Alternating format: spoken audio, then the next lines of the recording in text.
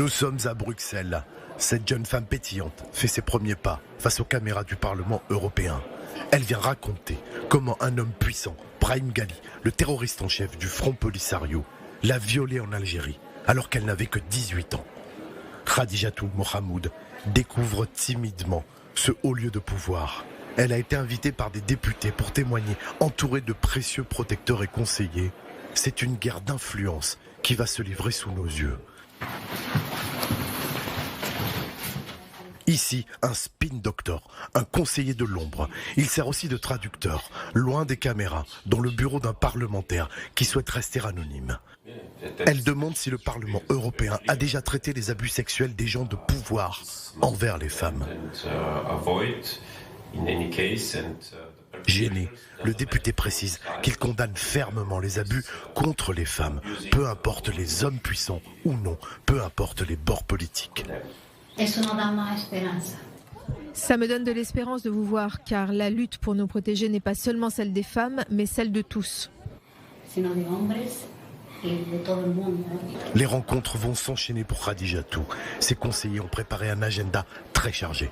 Première surprise, Dick Roche, l'ex-ministre de la Justice d'Irlande et fervent protecteur des droits des femmes. Ici, avec Henri Mallows, du Conseil social et économique européen. Khadijatou, cette jeune Sahraoui, bête noire du Polisario, est très soutenue au Maroc, mais aussi en Algérie. Du Sahara au Parlement européen, elle découvre pour la première fois l'hémicycle, guidé par un vieux loup très respecté, qui connaît le moindre recoin de cette institution où se joue la vie politique internationale. Elle ne le sait pas encore, mais le Polisario a payé des lobbyistes pour faire annuler son intervention publique auprès des députés européens. Dans ce haut lieu de pouvoir, tous les coups sont permis.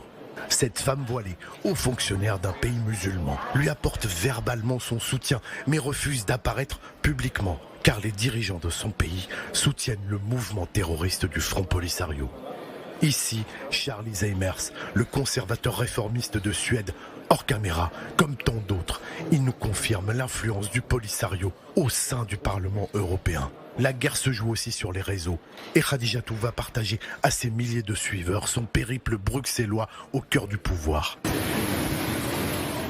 Mais la mauvaise nouvelle tombe. Et c'est la douche froide. Dans les coulisses du Parlement, le Polisario a déjà gagné. Elle n'interviendra pas. Ses soutiens la rassurent, c'est le jeu politique. Ils vont donc se montrer publiquement. Et un allié de choix va évoquer son cas sans aucune peur ni colère.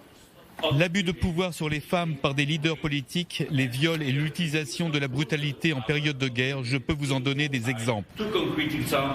Mais d'abord parlons de Khadijatou Mohamed, qui accuse le leader de Front Polisario Brahim Ghali de viol. Elle avait 18 ans, elle travaillait comme interprète pour le Polisario. Dans son bureau de l'ambassade, après un chantage pour obtenir un visa pour aller en Italie, il a exigé une relation sexuelle. Elle a refusé, Brahim Ghali l'a violée. Plusieurs femmes, comme l'Estonienne Marina Kaljurand, l'ex-ministre des Affaires étrangères, mais encore le docteur Branka Antic, qui travaille sur les abus et les soutiens psychologiques, l'encouragent à continuer malgré les pressions. Dans le cas de Khadijatou, c'est comme dans beaucoup d'autres cas d'ailleurs, il est pratiquement impossible d'abord psychologiquement de déposer une plainte et ensuite quand c'est fait, il n'y a pas vraiment de suivi.